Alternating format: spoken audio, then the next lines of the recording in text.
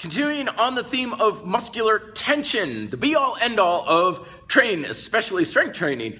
But the fact is, calisthenics and bodyweight training has some significant advantages towards helping you generate more tension in your key muscles and manipulating it a little bit better than if you did weight training alone. So let's explore some of these right on here. Number one, progressive calisthenics requires proactive tension. So if you want to hold an L-sit or you want to hold a lever or something, you can't just pop yourself up there and say, okay, muscles, go. We need proactive tension in order to become proficient at progressive calisthenics. It's not an option.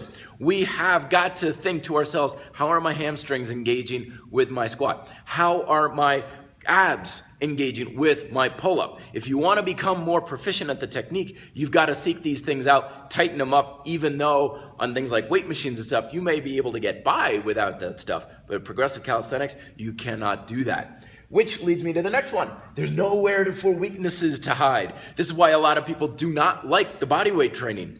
We like to feel like we've got some level of proficiency with our exercise or our strength training. But when I test people out sometimes, I'm like, okay, let's check out your push-up or your squat or whatever. I'm like, I hate doing these things. No one's ever said, yes, I love this. This is my favorite exercise. Why? Because it exposes weakness. You cannot become proficient at progressive calisthenics or even bodyweight exercise in general with weaknesses still kind of residing in your nervous system, in your pattern. If your back isn't stable, your core isn't stable, your hips are weak or whatever, you're not going to have any chance. You can still get on a leg press and have fairly low activation of your glutes and hamstrings. It's still possible because the machine is doing a lot of holding up for you. Single leg squats, not a chance in hell. So, second, stability is the big key. People do push-ups and things and they're all wobbling over the place. Stability is a precursor to muscular strength and control. This is because tension has two jobs in the body. It's not just to make a muscle contract and shorten. It's to also stabilize and keep the body in place so that it's moving as you want. So when we are doing an exercise, with the beautiful thing about progressive calisthenics is stability and just tension to move you through mobility are kind of stacked on top of each other. You want to be stronger, you need to improve your stability. Your stability is improved, now you can get stronger at doing the actual exercise. And then you get more stable, and so on and so on and so on. So things like push-ups are a good example. Dips, people talk about stability in the scaps, stability in the hips with squats, lunges, things like that. Until you can become more stable, you will never get stronger because your body knows you can't handle more power. You can't handle more strength and tension in the moving muscles. It's going to hold you in check.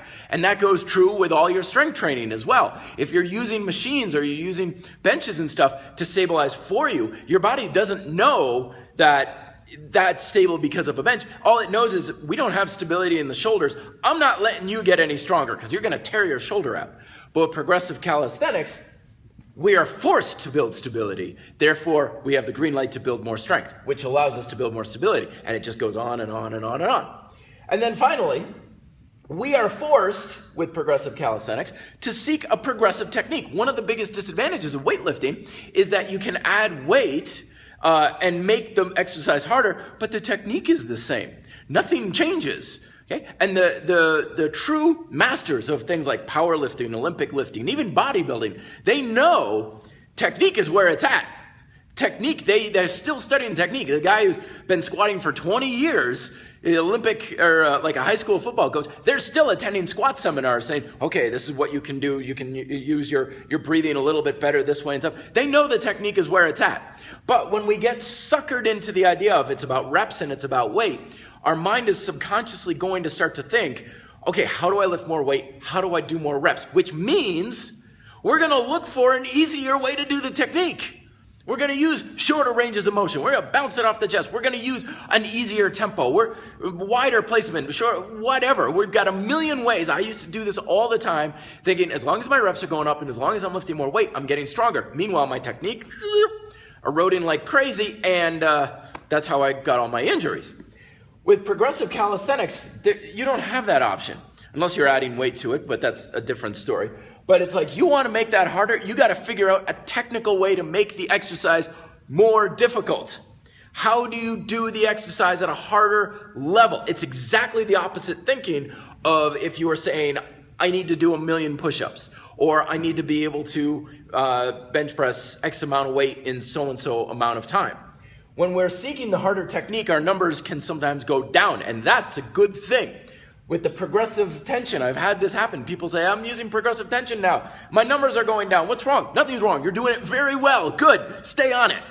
In time, your numbers will go up, but through seeking ways to make the exercise more difficult, you are seeking ways to produce and utilize more tension for all of these things, and therefore you'll get far more out of the exercise. So, some food for thought about the benefits of progressive calisthenics. Let me know if you have questions down below, or check out Chain Training down below, and I'll throw in some links to some of my favorite books down there too. Be fit, live free.